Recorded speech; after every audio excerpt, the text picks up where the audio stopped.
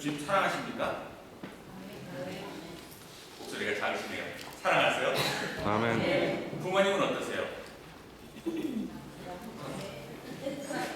아멘 해야 되는데 아멘이 쉽게 나오진 않습니다. 한국의 통계를 보면 TV 리포터들이 당신은 효자입니까? 효녀입니까? 라고 물으면 옛날에는 효자입니다, 효녀입니다 라는 분들이 훨씬 더 많으셨겠지만 지금의 현실에서 내가 효자입니다 라고 당당하게 이야기하는 분들이 전국 통계로 20%를 넘지 않는다는 이야기를 들었습니다. 전라도에 있는 분들이 조금 더 효자, 효녀이신 것 같아요. 다른 데보다 몇 퍼센트, 한 3, 4%더 많이 나오는 것 같습니다.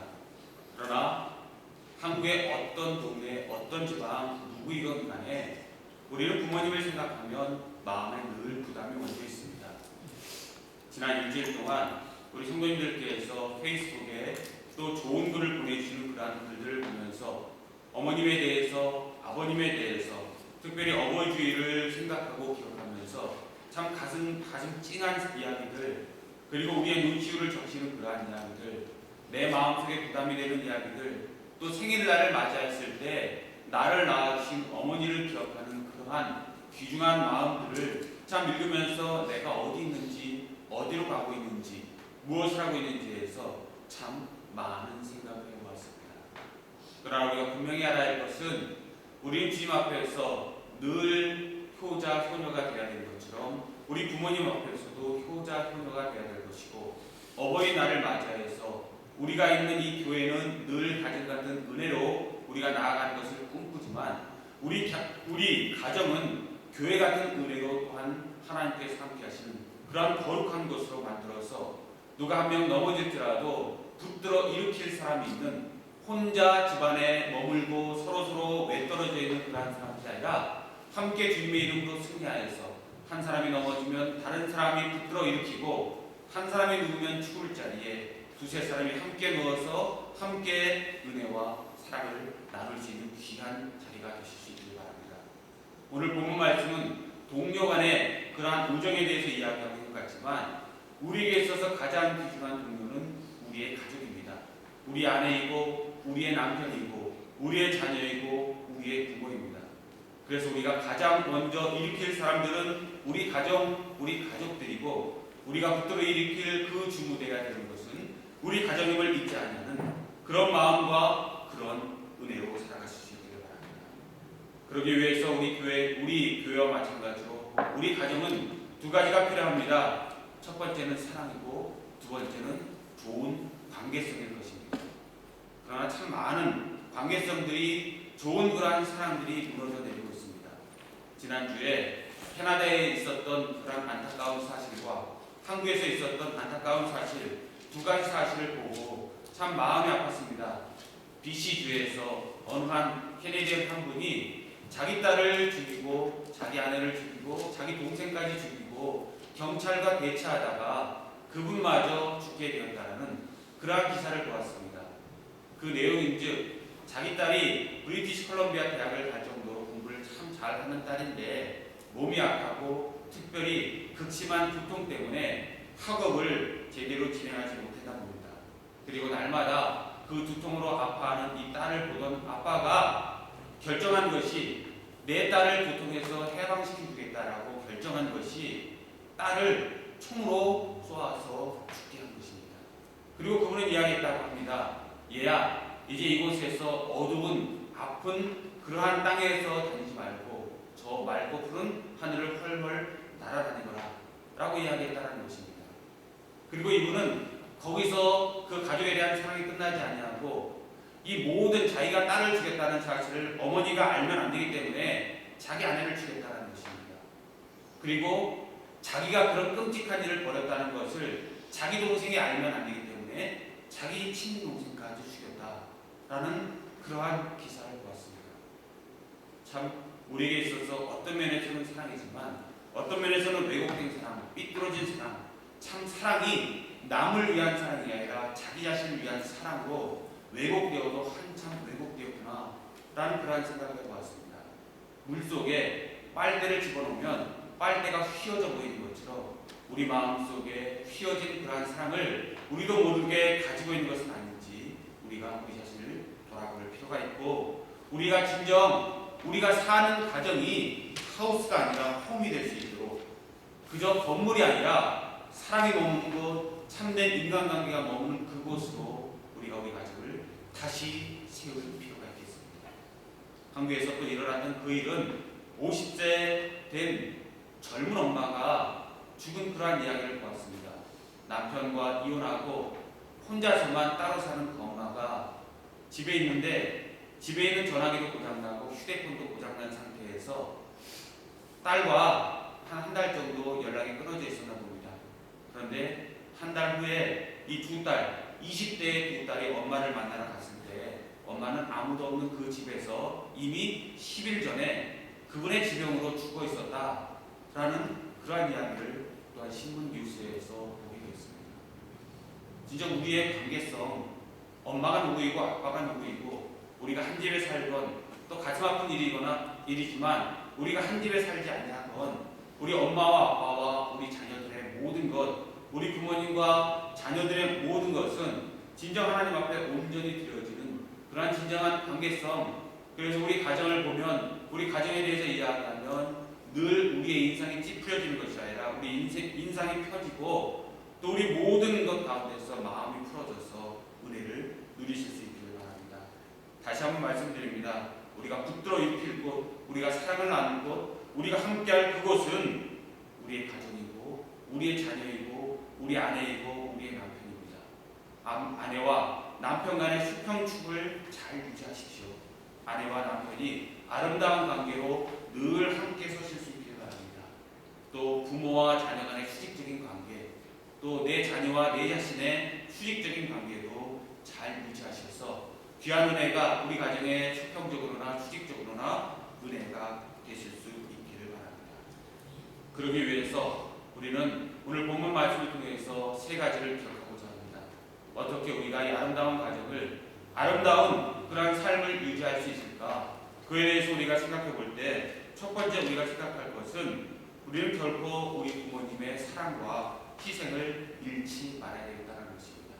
그분들이 우리에게 준 상처가 있지만 그 상처보다 더 큰 그분의 은혜, 그분의 긍정성, 그분의 모든 삶의 자취를 우리는 기억하고 그분과 함께할 필요가 있습니다. 우리는 이것을 위해서 열심히 애쓰셔야 됩니다. 그냥 있으면 되는 것이 아니고 이것은 우리가 반드시 하나님 앞에 노력해야 이루어지는 것입니다. 부모님들이 자녀들에게 착각하는 것 중에 한 가지 큰 미스테이크가, 우리 자녀를 그냥 두면, 자녀가 나이만 들면 우리 자녀는 반드시 나에게 효도할 것이다 라는 것이 현대 부모들의 가장 큰 그런 미스테이크다 라는 그런 이야기를 유모집에서 보았는데, 참 뼈아픈 그런 유모이고, 그러나 이건 또한 진리성을 가지고 있다는 것을 우리는 알아야 합니다. 우리 인간의 마음속에 늘 우리는 좋은 것, 귀중한 것, 긍정적인 것을 품기를 원하지만 우리 인간의 모든 마음속에는 긍정보다는 부정이 더 가득한 것을 우리는 알아야 합니다. 이 네거티브 이미지, 네거티브라는 그러한 모든 영상과 인간성이 우리 가운데 우리를 장악하고 있고, 그것을 우리는 잊지 말아야 됩니다. 보통 사람의 경우에 70%가 부정성을 가지고 있고 30%의 긍정성을 가지고 있다라고 보통 심리학자들이 이야기합니다. 청소년기에 자라는 우리 자녀들은 질풍노도의 시기를 지나는 우리 자녀들, 우리 10대들, 20대 초반의 우리 자녀들은 모든 행동과 말하는 것의 90%가 부정성이라고 이야기합니다. 10%만이 긍정성이라고 이야기합니다. 그러므로 우리는 애써야 한다는 것입니다. 부정이 긍정을 이룹니다. 우리의 악한 것이 우리 선한 것을 얼마든지 가릴 수가 있고, 우리가 이것을 그냥 방치할 때 세상과 사탄이 우리를 조종하고 우리를 끌어나가고 우리 가정을 파괴시키고 내 자신을 파괴시키고 내 자녀를 파괴시키는 그런 모습을 보이게 된다는 것을 우리는 잊지 말아야 되겠습니다. 사탄의 가장 최고의 고난이도의 그러한 그 자기의 전략 전술과 우리가 잊지 말아야 할 우리 마음속에 귀중한 것은, 늘 사탄은 자기 자신의 모습을 가리고 세상의 모든 중요한 가치들도 그 가치가 겉으로 드러나지 않는데 더욱더 그 중요성을 가지고 있다는 것.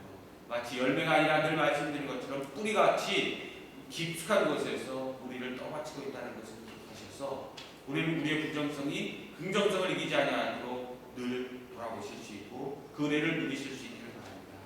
그리고 우리의 말부터 우리 행동에 앞서서 우리 말부터 더욱더 긍정적인 그러한 삶을 살아가실 수 있기를 바랍니다. 친구들 간에 또 가족들 간에 모든 것 마음속에 있는 말을 솔직히 이야기하자라고 이야기하고 마음속에 모든 것을 터놓으면 어떤 결과가 일어날까요?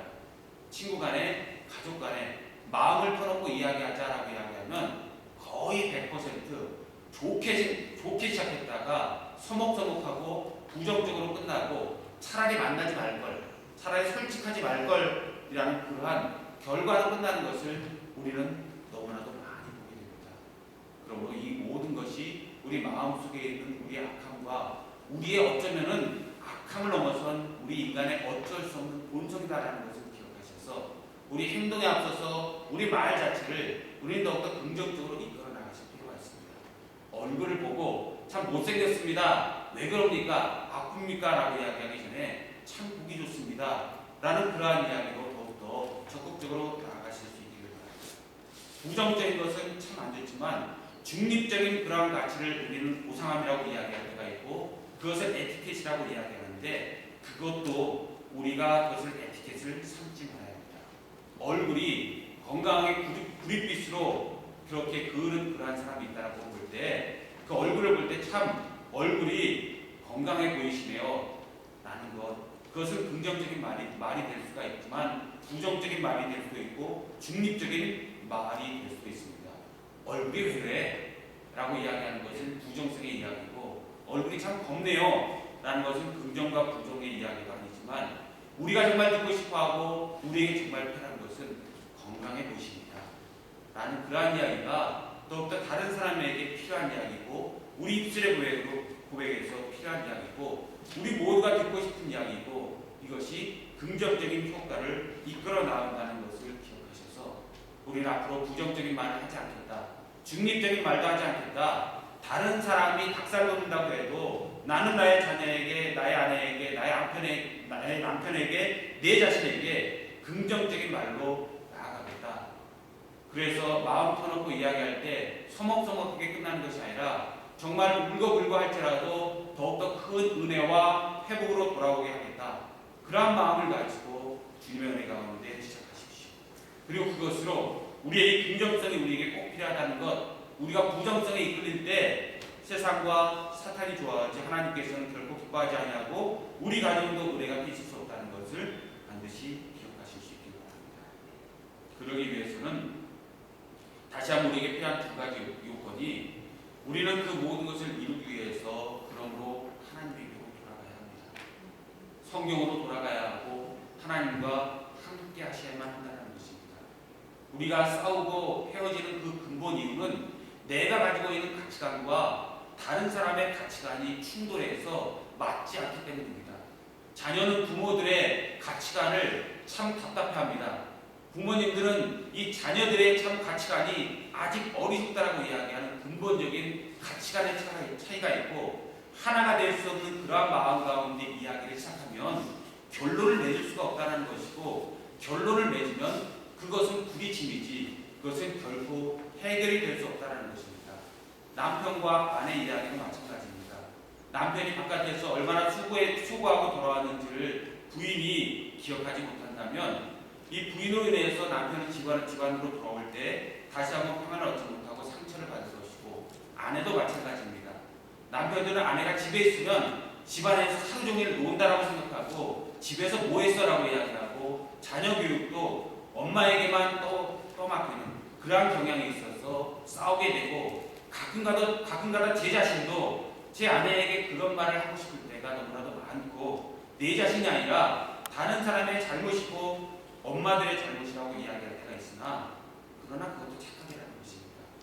가정도 자녀도 엄마도 아빠도 함께 가는 것이고 집에 있는 전업주부이건 나가서 일어나는 누구이건 은혜 가운데 서로 돌봐야지 어느 사람도 놀고 있는 사람은 없고 어느 사람도 그 가운데에서 마음의 넉넉함으로 다른 사람을 품어줄 수 있는 그러한 은혜는 없다라는 것이고, 더욱더 제가 말씀드리는 성경이 중요한 이유는, 하나님의 말씀이 중요한 이유는 우리가 이 모든 것을 해결할 수 있는 그러한 근본적인 원인은 우리가 모든 사람이 공감할 수 있는 절대적인 가치 기준을 세워야 하는데, 그래야 모든 것에서 이야기하고 토론할 때 진정한 답을 얻을 수 있는데, 그 말씀은 바로 성경 안에 들어져 있고 하나님의 말씀 안에 들어져 있기 때문에 자녀 교육의 모든 문제와 가정의 사랑의 모든 문제도 분명히 우리는 성경으로 돌아가서 하나님과 함께 시작하고 하나님과 함께 걷고 하나님과 함께 결론을 맺어야 한다는 것입니다.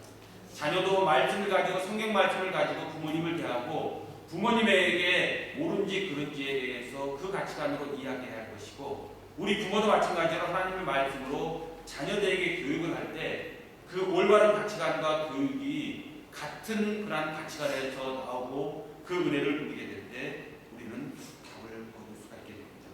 그러므로 하나님과 함께하는 그러한 은혜 가운데 긍정성을 가지고 절대 기준을 세워서 하나님의 은혜를 누리실 수 있기를 바랍니다.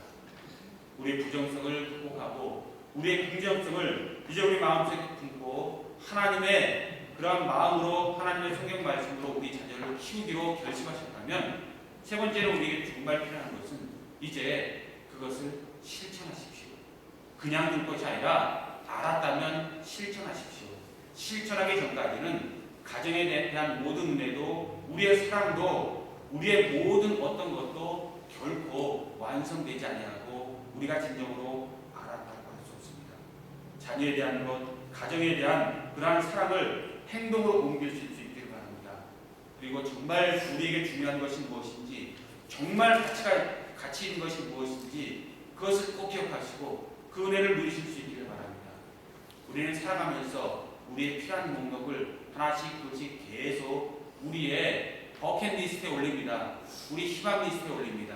집, 자동차, 기타 우리에게 필요한 모든 것, 우리에게 어떠한 하나하나, 우리 자녀의 복, 우리 부모의 복, 물질의 복, 정신적인 복, 영적인 복, 하나하나 우리 버킷리스트에 계속 올립니다. 그러나 여러분 아십니까? 포스트잇 병동에 있는, 이제 당신은 석 달밖에 살지 못합니다 라는 그러한 분들은 우리와 반대의 과정을 겪고 있습니다. 그분들은 다 모든 마음속에 있는 희망 리스트를 다 적으면 그분은 그것을 추가해 나가는 것이 아니라 석 달밖에 남지 않았습니다. 여태까지 적은 많은 것 중에서 당신에게 필요 없는 것 5가지를 지으십시오 라고 이야기를 시작합니다. 한 주가 지나서 그 병세가 더욱더 악화되면 다시 간호사가 와서 그분에게 공명합니다. 이제 좀 더 시간이 줄었습니다. 5가지를 더 지으십시오 라고 이야기하고 정말 가치 있는 것 한두 개가 남아서 마지막 숨을 거두기 그 직전에 남기 원하는, 남아야만 하는 가장 귀중한 것을 하나씩 둘씩 다 지어나가서 한 개 두 개 남겨서 정말 마지막 가치를 가지고 마지막 순간을 지낼 수 있도록, 그렇게 호스피스 병동에서 간호사분들이 또 옆에서 보조하는 모든 분들이 그분을 돕고 있다는 것입니다. 여러분에게서 가장 귀중한 것이 무엇입니까? 그 은혜가 무엇이고, 이제 여러분에게 많은 버킷리스트가 있다면 이 호스피스 병동에 있는 사람들처럼 오늘 저녁은 반대로 하나씩 둘씩 지어보십시오. 나에게 정말 필요한 것이 무엇일까? 돈일까? 아내일까? 우리 자녀일까? 또 내가 생각하는 그런 나의 비전일까? 하나씩 둘씩 지어서 내게 정말 필요한 것을 추려보십시오. 가장 중요하겠다고 생각했던 것을 다시 한번 재검토해 보시고 그 은혜를 누리셔 보실 수 있기를 바랍니다. 여러분 잘 아시는 그런 노래 중에 양수동 박사님이 쓰신 어머님의 마음이라는 어버이날 노래를 기억하실 것입니다. 1절, 2절, 3절 가사를 다 기억하십니까? 제가 다시 한번 적어가고 왔습니다. 나실제 괴로움 다 잊으시고 기를제 밤낮으로 애쓰는 마음, 진자리 마른 자리 가라앉으시며 손발이 닿도록 고생하시네. 하늘 아래 부무엇이 널 따리오. 어머니의 희생은 가히 없어라. 어려선 안고 없고 얼렁쉬고 자라선 문기되어 기다리는 마음, 알을 쌓아 그릇들 쌓아 자식 생각에 고우시던 이마 위에 주름이 가득. 땅 위에 부무엇이 높다 하리오. 어머니의 정성은 지극하여. 사람의 마음속엔 온갖 소원, 어머니의 마음속엔 오직 한 가지, 아낌없이 일생을 자식 위하여 살과 뼈를 깎아서 바치는 마음. 인간의 그 무엇이 거룩하리요? 어머니의 사랑은 그지없어라. 어머니뿐이겠습니까? 아버지의 마음도 저는 똑같다고 믿습니다. 아버지의 마음도 똑같이 우리에게 있어서 그 마음을 우리가 품을 때 그 은혜를 누릴 수가 있고, 이것이 가장 귀중한 가치임을 우리는 깨달을 수 있기를 바랍니다. 그래서 결론적으로 우리는 과거의 상처가 되는 모든 것이 우리의 발목을 잡고 있다면 과거를 다시 한번 깨끗이 떨치고 나가고 과거를 극복하십시오. 그리고 서로서로를 먼저 용서하십시오. 그리고 그 가운데서 우리 가정을 하나님과 함께 이끌어 올리실 수 있기를 바랍니다. 심순덕 시인의 쓴 시 엄마는 그래도 되는 줄 알았습니다 라는 그러한 어머니의 날 노래와 비슷한 시를 제 친구가 보내줘서 제가 한번 읽어보았습니다. 이 말씀을 읽고 말씀을 마무리해 볼까 합니다. 엄마는 그래도 되는 줄 알았습니다. 엄마는 그래도 되는 줄 알았습니다. 하루 종일 밭에서 죽어라 힘들게 일해도 엄마는 그래도 되는 줄 알았습니다. 찬밥 한 덩이로 대충 부뚜막에 앉아 점심을 때워도 엄마는 그래도 되는 줄 알았습니다. 한겨울 냇물에 맨손으로 빨래를 방맹이질해도 엄마는 그래도 되는 줄 알았습니다. 배부르다 생각 없다 식구들 다 먹이고 굶어도 엄마는 그래도 되는 줄 알았습니다. 발 뒤꿈치 다 했죠. 이불이 소리를 내도 엄마는 그래도 되는 줄 알았습니다. 손톱이 깎을 수 없을 정도로 닳고 힘들어져도 엄마는 그래도 되는 줄 알았습니다. 아버지가 화내고 자식들의 속속에도 전혀 끄덕없는 엄마는 그래도 되는 줄 알았습니다. 외할머니 보고 싶다. 외할머니 보고 싶다. 그것이 그냥 넋두리인 줄만 알았던 나. 한밤중 자다 깨어 방구석에서 한없이 소리 죽여 울던 엄마를 본 후로 엄마는 그러면 안 되는 것이었습니다. 소중한 가치를 세워서 주님의 이름으로 승리하고 귀한 가정이 은혜 가정이 이루실 수 있기를 주님의 이름으로 축복합니다. 우리 찬양 당신은